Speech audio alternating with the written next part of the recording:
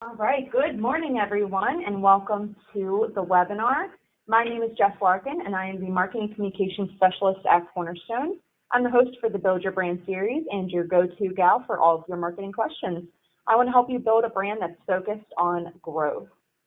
Today, we're joined by our good friend, Hank Hoffmeyer from iContact.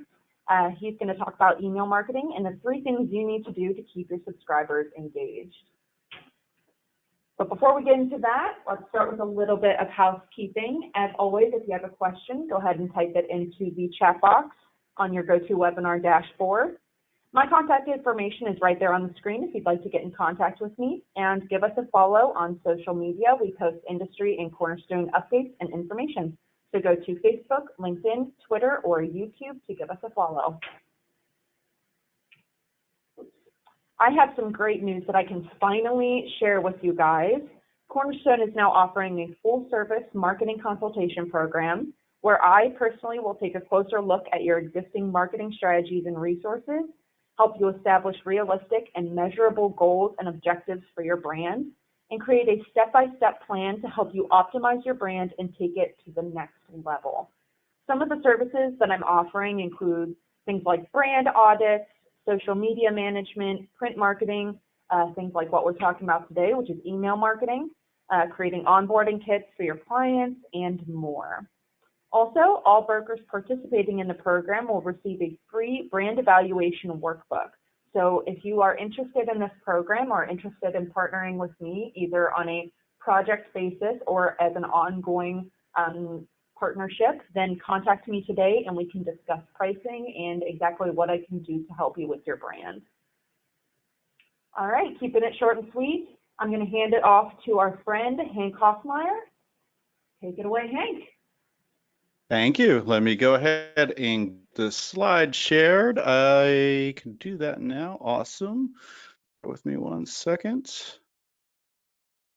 All right, that looks correct. And then also a little treat. Let's go ahead and share my camera so you can see me. And let me hide myself. All right. Does this seem to be your life right now? You're on a webinar right now. You're looking at a screen and you probably have a lot of Zoom meetings or go to webinar meetings, whatever platform you're using probably seems to be your daily routine. Go ahead and in the chat, let us know how many meetings you've had, say, last week. Now, I'm going to be honest with you. I had 0 Zoom meetings last week.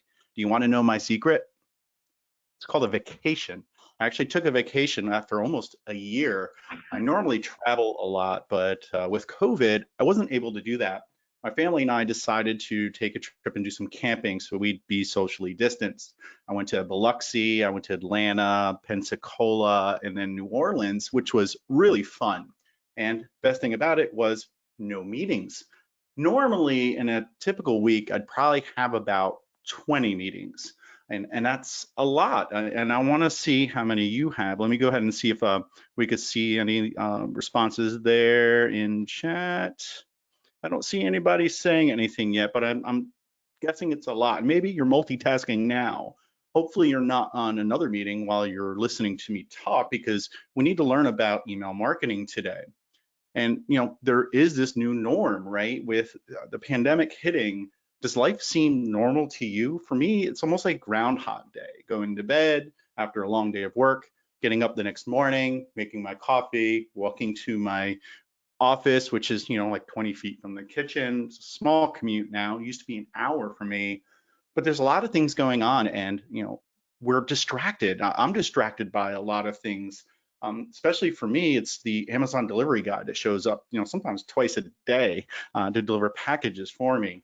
There's just so much going on, and we're worried about things that are going on with our family, whether it's good news or bad news. What's happening and who can I see, who can I not see? If you have folks that are older in your family, maybe you don't want to visit them just because of what's going on. A lot of people are worried about their job and money. Am I going to keep my job? I need to find a job. They're just really stressed out about finance right now. And most importantly, health is something people are concerned about, staying healthy and not getting the virus. It's a good thing that the vaccine is rolling out at a good pace. We're all struggling with boredom, Netflix and just watching everything on there. There's probably nothing new out there that some people have not seen, or maybe you surf the whole internet, right? And we're making adaptations to what we're doing, and that includes what we consume online, including emails. And then there's the shiny object syndrome. You know, when boxes keep showing up from Amazon or from Walmart or wherever you're ordering from, you may actually even forget what you ordered, and it's almost like a mini surprise when you open that box, right? So what you want to do is make sure that we are in tune on what's distracting people when we're using marketing. Right now, people receive so many emails and they feel compelled to read them. How many of you read your email first thing when you wake up in the morning? Go ahead, in the chat. I want to make sure, or the questions and answer. If you can't access the chat, sometimes it's a little finicky like that. But go ahead and tell me if you check your email first thing when you're waking up. I want to make sure people are paying attention today, and I want to get a couple answers on that one. I'm just moving over to the chat just so I could see that. Do you check your email first thing when you wake up in the morning? Yes or no? And sometimes there it goes, I do. All right. So right now, you know, based off one response, it's almost like saying all of you do. But I usually get one or two people who say that they don't, and I congratulate them, because it's important to note that for marketing, this is a really good statistic. 80% of people check their email within 15 minutes of waking up. They roll over, grab their phone from their nightstand, and go ahead and check their email. That's what makes email important. But let's back that up some more. Why is email marketing important? It's 40 times more effective than other marketing channels. 61% of American workers say that email marketing is very important to doing their job. And if you're B2B, 83% of marketers that are B2B use email marketing. Everyone uses email. 95% of online consumers use email. It's the best place to advertise. It works. Simply, email marketing works. 72% of consumers say that email is their favorite method of communication with companies they do business with. So even with distractions, email still works, but you can't just go ahead and create and send an email and get a lot of conversions, make a lot of money, and be wildly successful, because you need to stay in tune with what's going on in your marketing campaigns or email marketing campaigns so that they are effective. And today we're going to talk about 3 things that you can do to keep your subscribers engaged when they are distracted. First thing is going to be the subject line. This is the first thing people see when they log into their inbox, and at times it may look like this because of fatigue. Maybe people just open their inbox to see if there's anything important, and they're skimming and they're really just looking over some things. You don't want your inbox to be a blur to your email subscribers. You want to make sure that your emails stand out. When it comes to the subject line, you can personalize it. Use the first name in the subject line. Hey, Hank, we have a sale going on today. I don't know about you, but when people use my name, it makes me feel special, and it actually makes me pay attention to what's going on, whether it's somebody shouting in a crowd, my name, or in the inbox. Use emoji to make yourself stand out in the inbox, but make sure that you are using emojis that are relevant to your message. Don't just use hearts or stars just because. Have fun with it. Use emojis that really tie into what your marketing message is. A lot of marketers don't use emojis, and the ones that do tend to stand out more. But then again, there are ones that overdo it and they tend to be a little bit cheesy. So just be careful. Your subject line length should be 6 to 10 words in length. If you go longer than that, it may get cut off in the inbox, and people may not really understand what your subject line is supposed to mean. Then there's something called a pre-header. This is like what Robin is to Batman. They make up the dynamic duo. The pre-header is an extension of your subject line. This is the first bit of text that is at the top or in your email. It can be hidden, it can be shown, but basically I may see a subject line like, hi Hank, we have a sale today. And then the pre-header could be free shipping on orders $30 or more. Like I said, it's an extension of your subject line. Another thing is you need to make sure you're split testing your subject lines. Take one version of your email with one subject line, simply create a copy of your email and create a different subject line for that same email. Send out the first version to 10% of your list, the second version to another 10% of your list. Then wait a few days, like 1 or 2 days, and come back and say, which one did better? Oh, version A had 10% more opens. I'm going to send version A to the remaining, how many percent? 80%, yes, I'm going to make you do math today. 80% of your subscribers. And I've had clients tell me that this is very effective. And one client even said, I don't know why all marketers don't use split testing, because it's like getting free opens in every email. And that is true, because you're sending the best version of your email to a majority of your subscribers. Let's get personal right now and get to know one another. Now, what I mean by get personal is get personal with your email marketing. Again, you can use the first name in your subject line, but you can also use it in the body somewhere. I like to use it somewhere in the body because a lot of people know that, using platforms and merge fields, you can put the subject line, the first name in the subject line, you can put it in a pre-header, and you could say Dear Hank at the top, and everybody knows kind of like, oh, they're just doing that because they know my information and are automatically injecting it. What I like to do somewhere in the body, say, we remember, Hank, comma, that you like really cool sneakers, and we have those on sale right now. It's got kind of like, to me, a psychological effect. I kind of read it and then read my name, and it makes me feel good, but I forget that they automatically injected it. If you gather information like people's birthday or an anniversary date, if they're doing business with you, use that in your email campaigns to help build that personal connection. Maybe you gather location information and you can use that in some way. Maybe you have an event or an offering in a certain area and people live in that area. You can use that information in your emails. And if you sell products or services, which probably everybody here does, you can go ahead and put that information in there. What products or services are they using and what are they not using? Try to inject that in there. We see that you use us for this type of insurance, but not this type of insurance. Let's talk, something like that. Another thing is, especially with your subject lines, is use action words like act now. Then you have save, limited time offer, last chance, help yourself, new video, learn how, find out why you need to be covered at this level, whatever it is, something that makes them feel like they need to take action to open that email, because those action words are actually going to help you get those emails to be opened. Here's an example of some subject lines and pre-headers. There's some good action words here, and I'm going to let you read that for a second or two, but there's something missing from this box here. What is it?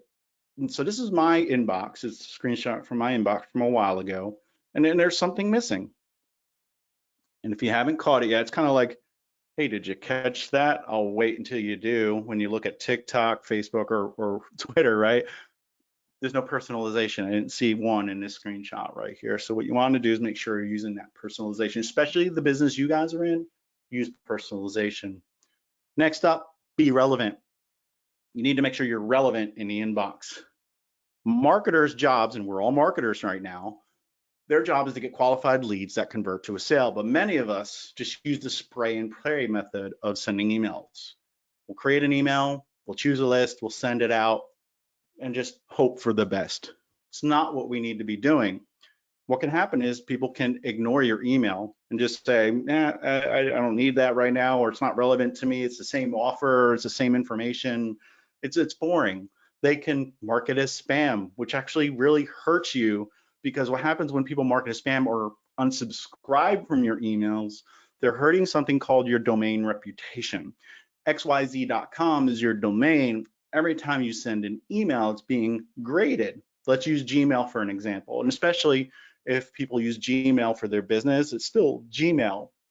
Gmail has a really strict algorithm. When people mark your message as spam, unsubscribe, or even ignore, which people always forget about, it hurts your domain reputation. It's like a credit score. Every time one of these negative things happen, it brings down your credit score.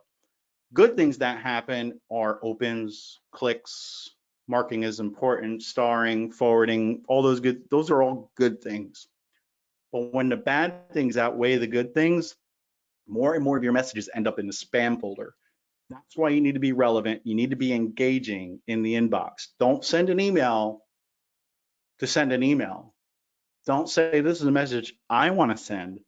Send a message that people want to receive, because Even though everybody has a little bit of FOMO and they see that little badge in their inbox with 800 unopened emails, are they going to read them all?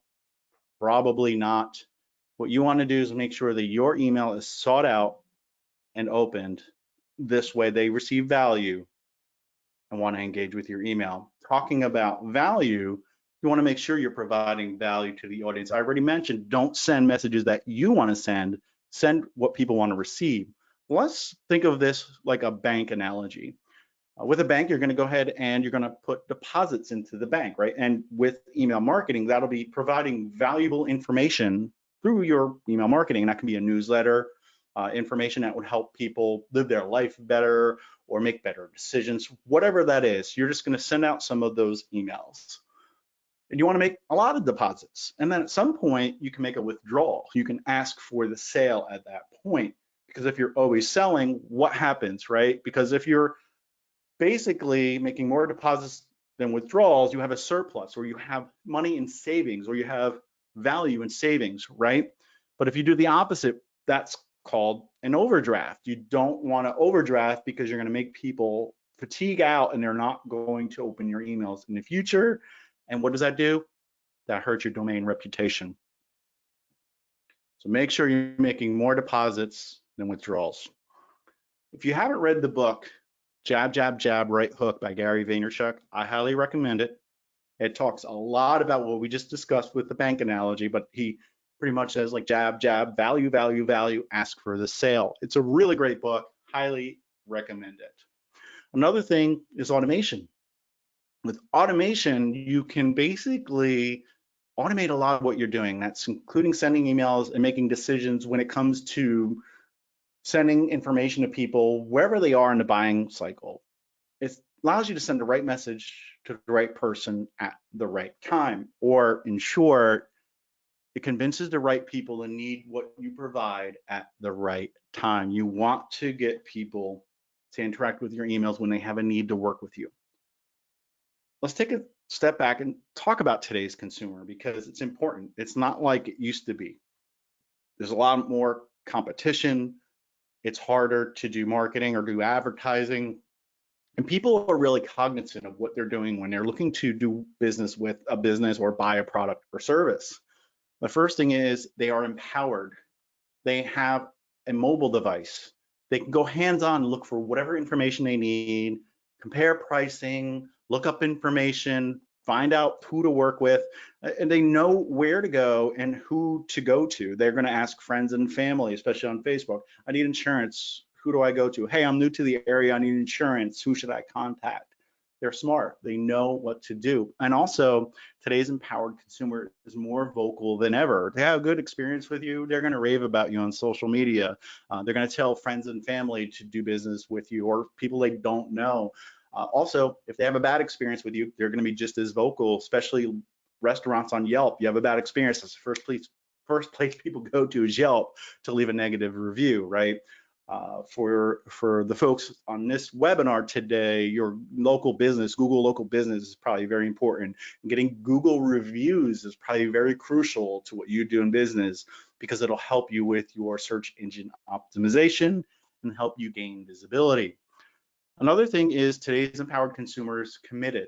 If you provide value and savings or great information to them, they're going to be committed to you. So you need to make sure you hold up your end of the bargain, and they'll hold up their end of the bargain by doing business with you and then giving you referrals. They're global. They can do research and purchase from wherever they are in the world. If somebody's moving from one state to another, or one country to another, they can always do research, find out what they need and how much something might cost.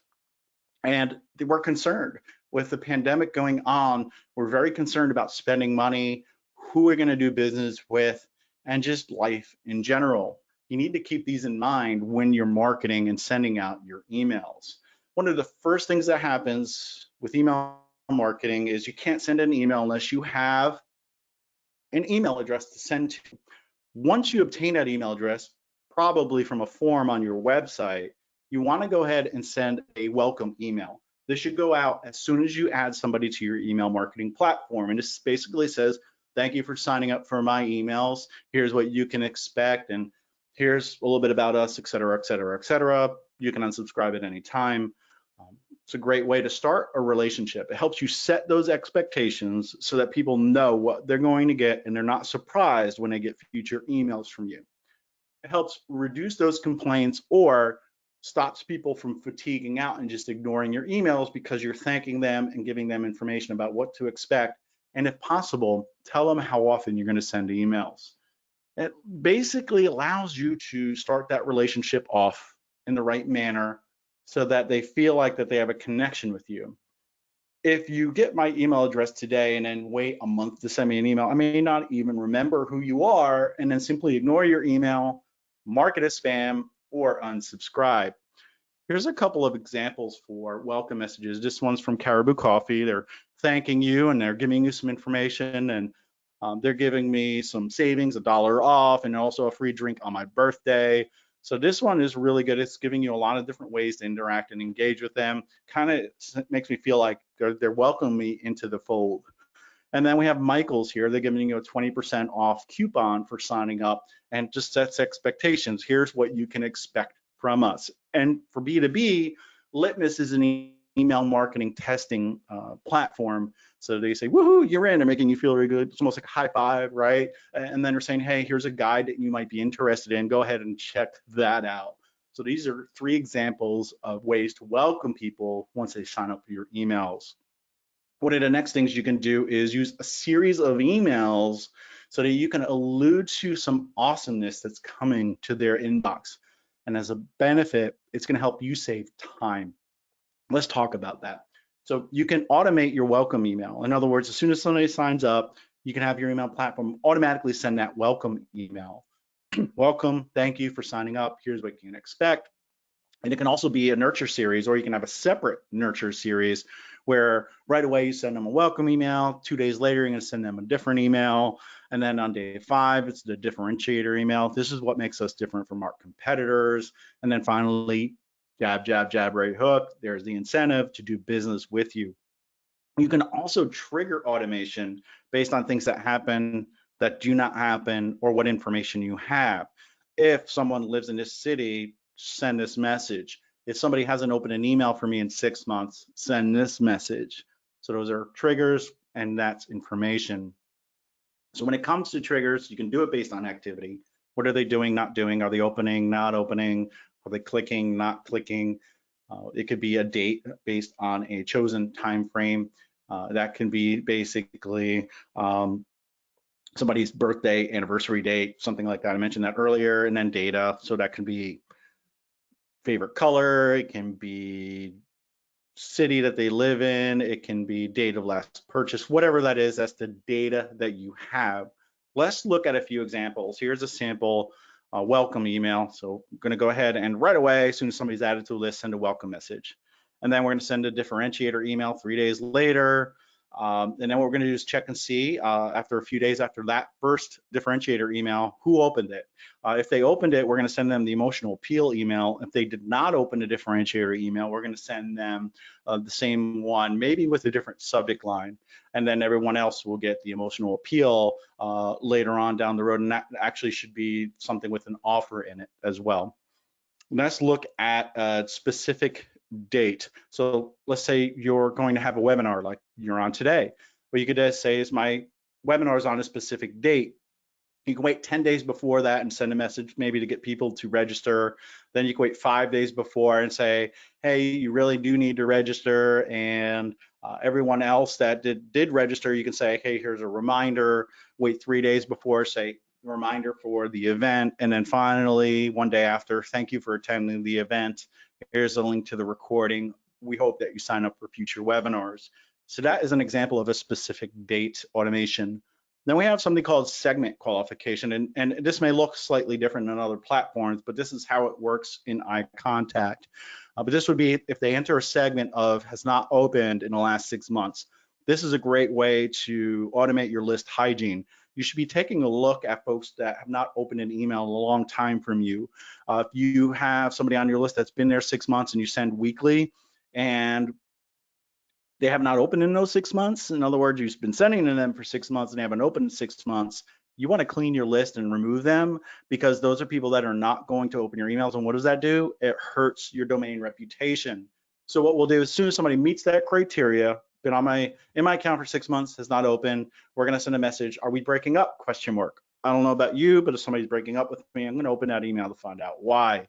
And we're going to wait 5 days after that, and anyone who did not open that first one, we're going to send a second email that says, don't be a ghost. Why are you ghosting us? How come you're not engaging with us? Then we're going to wait 10 days, and we're going to say, anyone who has not opened the first 2 emails, we want to say, here are the divorce papers, signed, sealed, and delivered. And then we're going to wait 20 days. We're going to give them some time to engage with any of those emails. But if they have not engaged with any of those emails, we'll automatically remove them from the list so that they do not get emails from you. Improves your deliverability. You can always add them back later, folks. Never be afraid to clean your lists. So if we have our custom date, like an anniversary date, somebody started doing business with me today, what I could do is 30 days before their anniversary date next year, I can send them an email thanking them for their business. And maybe if it's a renewal situation, you can remind them they have to renew, and then it goes down through 7 days before, 1 day after, a reminder that you have not renewed or paid your subscription or your dues or your fees, whatever, 7 days after, 14 days after, 30 days after. You can tailor these for your exact needs. Maybe it's a policy date or something like that.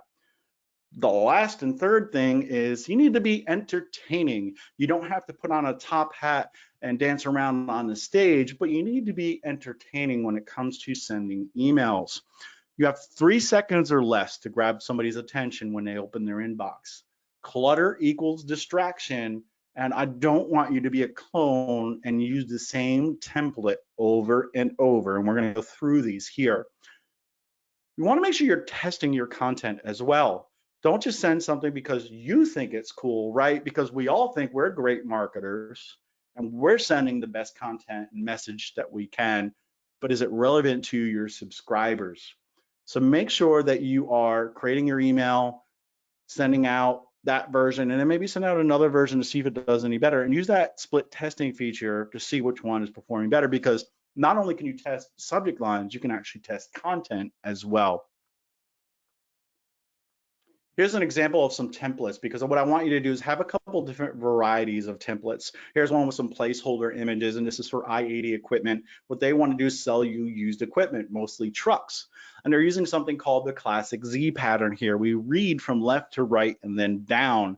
And what's happening here is they're showing off different products or different vehicles that they would have, and they are hoping that maybe one of them catches your eye and you will go through and look. They're giving you an opportunity to check them out on social media. They're using a video for visibility, and they have that navigation bar on the left-hand side, just in case you don't find what you need.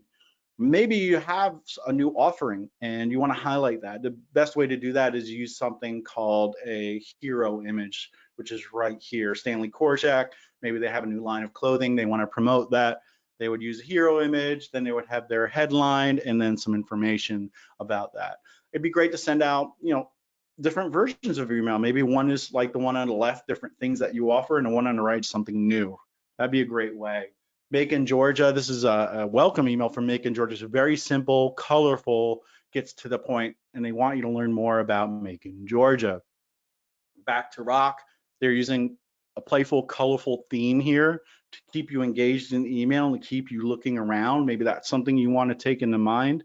I normally ask, what do you think is cool about this template? But it doesn't look like everybody's had their coffee today, so I'm just going to go ahead and say it. They're using different fonts, and psychologically that keeps your mind engaged, and you're going to continue reading that email from top to bottom. And also notice it's centered of the frame there, so it'll look great on a mobile device and also looks good on a computer. We have Astro. What they're doing is they're including testimonials, links to blog posts, links to social media, hero image at the top. This is kind of like more than a trifecta, but they just have a lot of great things going on in here. They're using social proof with the testimonials. Maybe you want to learn about being healthy, so they have blog posts. But if you're ready to buy, that's where you go ahead and click on the products. When I talk about value, because you sell insurance, you don't always need to be selling insurance. Maybe it's telling them the benefits of having insurance or the risk of not having a certain type of insurance. That's the value you have. I've worked with, not worked with, but State Farm is my agency of choice for auto insurance, and they keep trying to sell me other lines of insurance. Should they just keep sending me emails trying to sell me? No.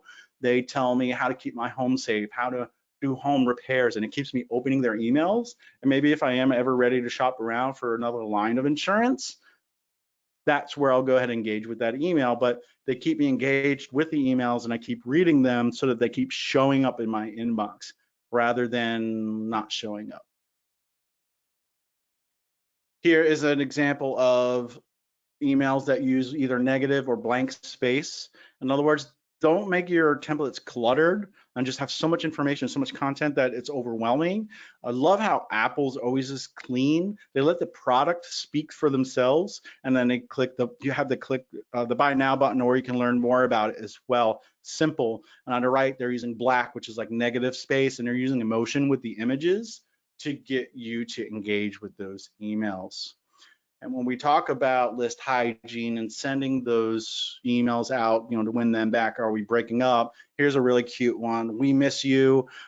This is why we want you back. Here's a promo code.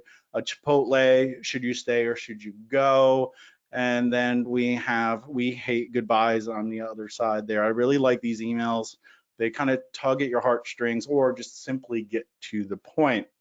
Here's another thing that a lot of marketers don't think about, especially in, say, the insurance industry, is stories. Some people might say I can't use them, or why would I want to use them? But especially me being a speaker, stories are powerful. It allows you to connect with people. If you can use a story about someone, a customer, your business, if you can go ahead and tell a story, that's going to help you create a connection. We're here to talk about fighting fatigue and fighting distractions, and stories bring people in. More and more people are reading books these days because they want to get away from reality and start reading books. But when you start using stories in your email, you should not be the focus of the story. You can use the hero and the villain of a story. Hero might be your customer, and the villain was a pain point they had, and how did your insurance help them?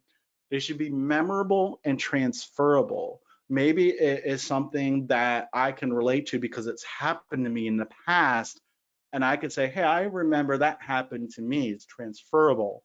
You want to solve a problem in your story. You're already doing that with what you're offering, so use that in a story. Story should have a goal. Create aha moments. Aha, yeah, I remember that happened to me, or I had that problem. Oh yeah, this is what I need. Solve that need by telling it in your story, and create the want. That's the whole thing we want to do when you're selling emails to get people to convert, is you want to create the want or the need. You don't want to sell. Let's move on to making sure that you are being as engaging as possible when you're sending emails. And what I want you guys to do is start to use more video in your emails. Yes, create video, have videos if you have them on hand, and start using them in your email marketing. The thing is, people retain 95% of what they see in a video versus 10% in text. So it's important. If you want somebody to remember your message, remember your story, use video. It'll help you increase your click-through rate by 300%, reduce unsubscribes by 75%, and by using the word video in your subject line, you're going to have a 7 to 13% higher open rate. 5by uses video, Twitter uses video, and then Litmus is using video. Litmus, I shared the email from before, the welcome message. So these are all using video in a way that is engaging and makes you want to watch them. They're using Watch Now. They're showing thumbnails of really cool things like cats and dogs and outdoor adventures. I want to click on some of those, but they're not really clickable. So what I want you to do is make sure that people can relate to you. They need to be focused, and they need to be looking for your email in the inbox, and it needs to be visible. You can use subject lines that are very powerful. You can use emoji to help you stand out in the inbox. And you need to be relevant, right, by using a variety of templates and have engaging content And then I want you to be more engaging by providing a lot of value, and then also using automation to send the right message to the right person at the right time. So the 3 things that I want you to walk away from this webinar remembering is: I need to be visible in the inbox, that's subject lines. I need to be relevant. I need to have content and templates that are going to work for me. And I need to be engaging. I need to provide value, use automations, and use more story and videos. And with that, if you are not using eye contact, I would love for you to take a look at eye contact. Go to eyecontact.com. We now have a free version for up to 500 contacts. So you can not just try us for free, but you can have a free account. It's easy to use. We have a great drag and drop editor. Yes, we have landing page editor, automation as well, powerful segmentation to meet your needs. And if you have a need to work with one of us as an extension of your marketing team, we have email marketing experts on hand, account managers that can actually work with you to make sure that your emails are as effective as possible, so that you're increasing your ROI and actually paying for the use of that account manager. And we also have services like design and content services where we can help you create beautiful looking templates, create awesome content, or even images and stuff like that for your social media channels. And with that, I'm going to hand it back over to Jessica. But first, there are the handouts I want to remind you of in the GoToWebinar panel. The first one is the Ultimate Subject Line Guide. That is 501 examples of good and bad subject lines, broken out by industry and type of email, so you can find some inspiration in there. And then we have our 2021 content calendar to give you some inspiration. That one, you'll notice, has eye contact and campaigner brands on there. We are owned by J2 Global, and we own eye contact and campaigner. So we have platforms that meet different needs. If you're doing some simple or mid-level email marketing, eye contact's a great fit. But if you want to get really, really robust with high-level workflows and integrations, etc., campaigner is going to be a good fit for you. But with that, I'm excited to see if there's any questions and help you get to that next level with your email marketing. All right, thank you so much, Hank. A lot of really great information. I took some notes for myself too, even as the marketing expert at Cornerstone. You know, there's tons to be learned about email marketing and how to really optimize it to get the best open rates. And throughout your presentation, I just kept thinking of all those emails that I get, 10 a day that I immediately unsubscribe to because there's nothing for me in there, and the ones that I look out for every single week because I'm interested in what the people have to say. So that was really helpful. I really appreciate that. I do have a couple of questions here, some from my own, some from my own curiosity, and some to help our brokers here. The first is you talked a lot about subject lines, trying to personalize subject lines, trying to use action words with subject lines. But I know that there's a specific limit that you need to keep to in order to get the best deliverability. Can you explain what that limit is and why there's a limit in place? Not really a limit, and I mentioned a 6 to 10 words in length. That really mostly just helps you get your point across. Longer subject lines might be viewed by an email provider as being kind of spammy. It used to be if you used a lot of words with capitals, if you use a lot of punctuation and you use a lot of emojis, you were automatically flagged for spam. Well, maybe if I used like 8 exclamation points, 6 emojis, and the word free and limited time in caps, I might get flagged as spam. But if you're saying something simple, if you're saying save and that's all caps, money on insurance now, and you put like the dollar sign emoji, you'd be fine. It really goes back to your domain reputation. Now, somebody might say, well, that's not holistically true because I'm sending from IP addresses that are provided by, say, iContact. It's true. Nobody knows what the ratio is, but 10 to 20% is the IP address you're sending from. So that would be iContact. And the remaining, roughly 80% of your domain reputation is what you're doing. In other words, if somebody comes to iContact and used us for a year and they did really bad things and they hurt their domain reputation, they might say it's a problem with us, and then they'll move to another provider, say Constant Contact or MailChimp. What will happen is right away they might see better open rates because There's something called a digital fingerprint, and what they're doing is looking for, IP address, domain, type of content, how many people they're sending to, and they kind of have a fingerprint on you. And it changes a little bit when you move to a different provider, but then all of a sudden, after a few emails, they say, oh, we know who this is now. And then all of a sudden you start noticing that your open rates go down again. So in other words, what I'm really pointing out is your domain reputation follows you wherever you go. Mm-hmm. Mm-hmm. One thing that you mentioned before was possibly adding some resources like coupon codes or print resources. I just wanted to mention that because brokers, you might not know, you might not think that stuff is kind of valuable for you to offer because we don't really have coupons. But think about the resources like how Hank mentioned that Litmus offered a resource with their email address, with their email marketing. That's something that you can consider, like for Medicare, maybe offering a Medicare 101 guide, kind of boiling it down. Any kind of resources that you can provide that are exclusive to your email subscribers are going to help you a lot. So don't just think coupons, think outside the box of what kind of resources that you can offer that directly align with your expertise and why your clients actually come to you for that information. Yeah, take what I said based on, okay. No, go ahead. No, I was just going to say, based on what you guys do, you're the experts. I know enough probably to be dangerous about insurance, but what is it that you can offer? Is it a guide? But are your competitors offering guides too? Because then how much more valuable is that? Is it a 30-minute consultation session where it's one-on-one talking to you and figuring out if it's a good fit? Because that's what people are worried about. It. Am I making the right decision? It could be maybe if you sign up, you get something extra, whether it is something tangible or not. It could be even just a coffee mug branded with your company name on it or something. Give them something to think about that makes them feel rewarded for clicking that button or that link or calling you. Yeah, I like that a lot.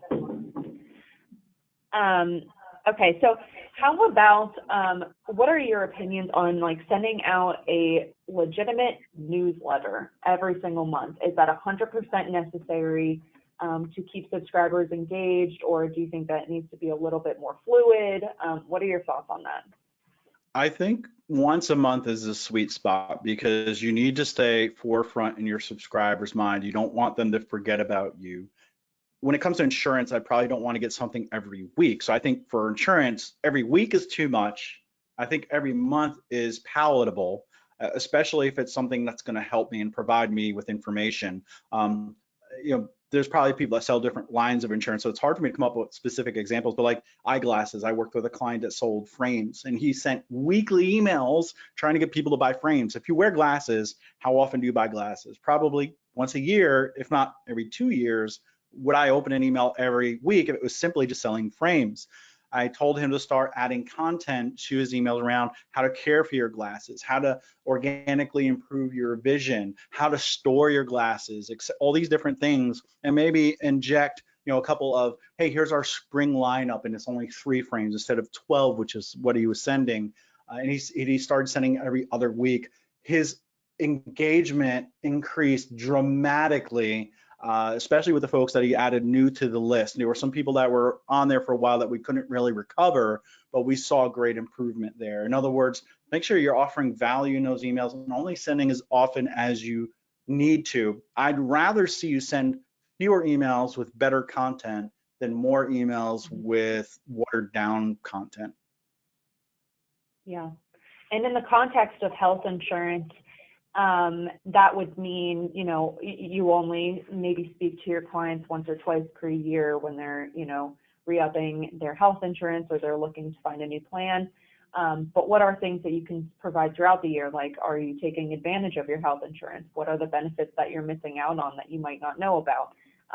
Because that information is super helpful. If I find out that I'm not getting my money's worth out of my health insurance and somebody tells me exactly how that can happen, that's something I want to click on. That's something I want to learn about so that I'm not wasting my money.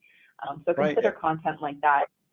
Yeah, just like how Hank said, just something a little bit out of trying to sell, just consistently trying to sell to people, but offering your expertise, because that's really what you have to offer. Right. Um, Consider using so, a blog, right? If you don't have one, start one, yeah. and it could be like the benefits of, a healthy lifestyle by walking, 3 times a week, and link to your blog article, or you can link to a health site, and do it that way too, or just spell that out in the email. But that will get me to open. Maybe I have health insurance through you, but it's minimal, et cetera. But then you have an article about, how walking will make me more healthy. It's going to keep me engaged with my email. And that's the goal, because then when you are ready to upsell them, it's like that jab, jab, jab, right hook. And then also you're keeping people engaged, and your email stays in the inbox and does not go to the spam folder.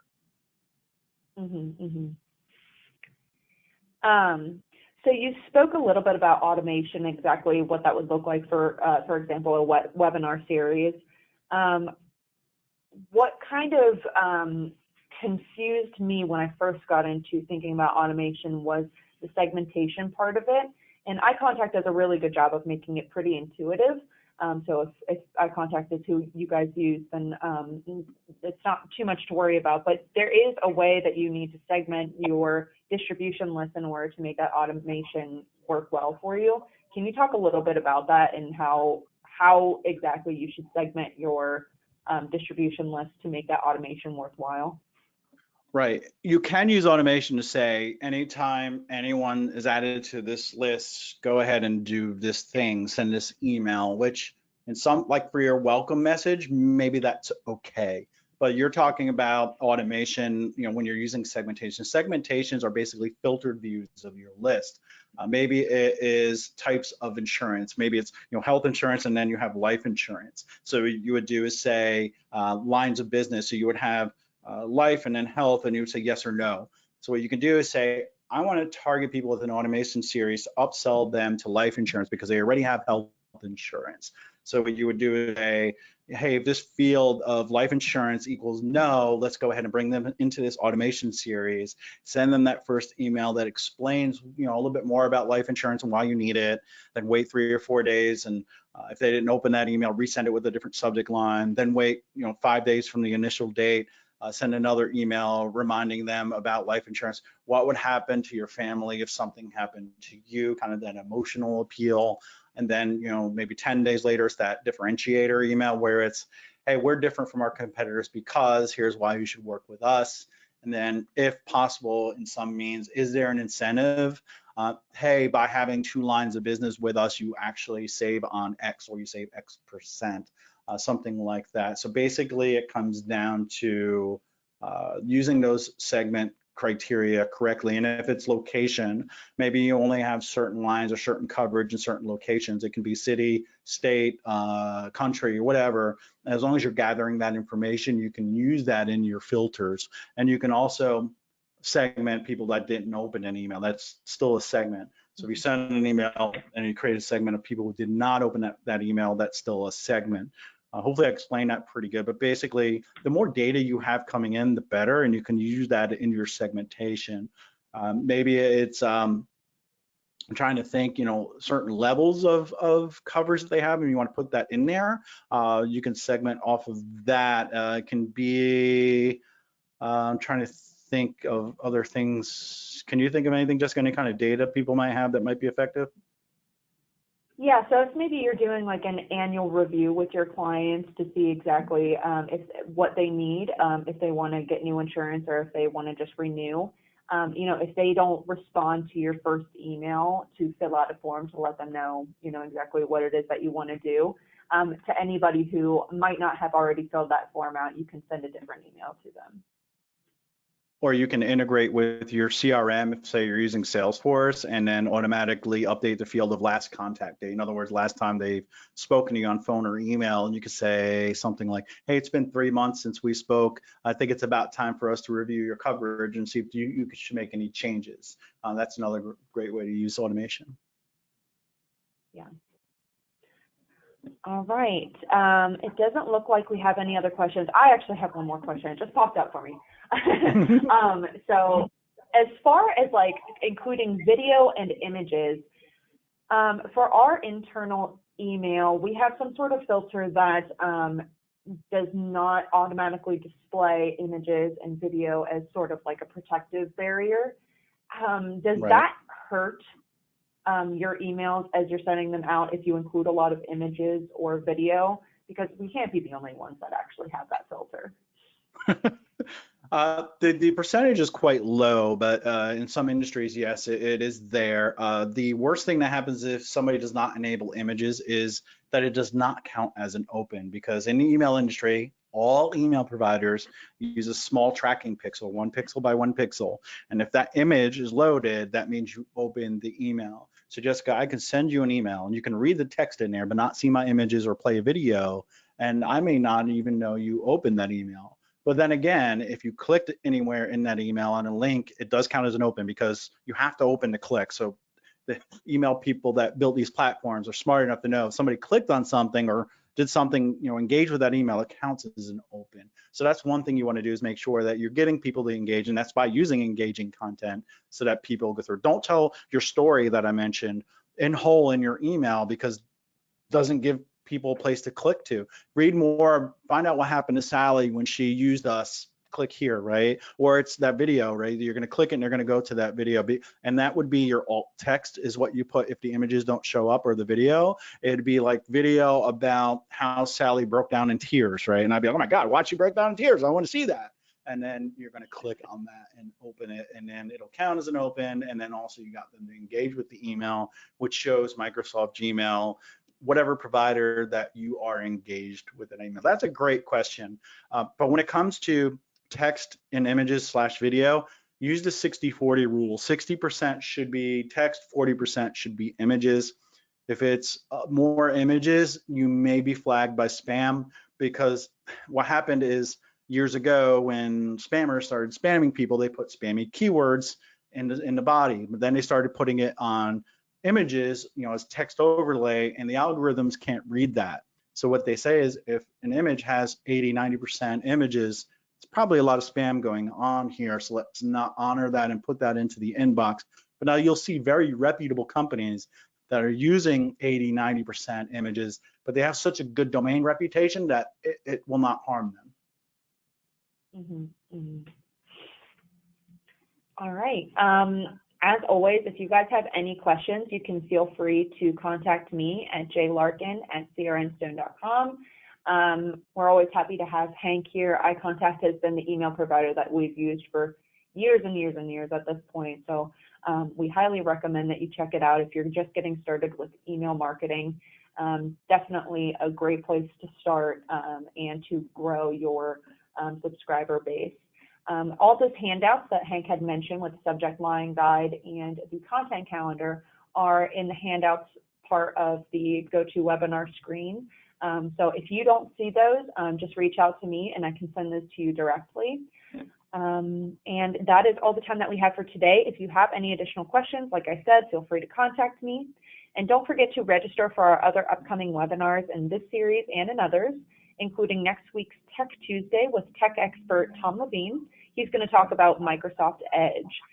And for the next Build Your Brand webinar, we're going to be joined by 2060 Digital to discuss social media, the best platforms for the health insurance industry, and how to gain followers and increase engagement. So as always, you can register for those webinars and others on the Cornerstone event calendar. Thank you all for joining us today. You're going to receive a copy of this presentation in the next day or two, and as always, it'll be available on the Cornerstone Resource Center. If you have a couple minutes after the webinar, please take a moment to fill out the survey that we've prepared. Your feedback is incredibly important to us and ensures that we continually provide value and we get great hosts like Hank here every single year. As always, thank you to Hank for lending your expertise. They're always greatly appreciated. And everyone have a great day and stay safe. Thank you, everybody.